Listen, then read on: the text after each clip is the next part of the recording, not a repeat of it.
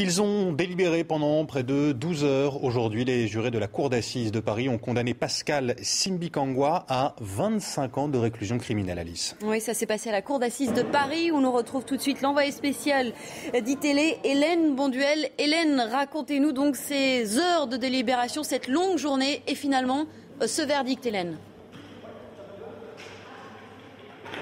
Exactement 12 heures de très longue délibération pour les jurés de la Cour d'assises numéro 3 ici au Palais de Justice. Et au final, un verdict assez implacable puisque Pascal Simbikangwa a été condamné à 25 ans de réclusion criminelle. Il a été reconnu coupable de crimes de génocide et reconnu coupable de complicité de crimes contre l'humanité à Kigali entre avril et juillet 1994.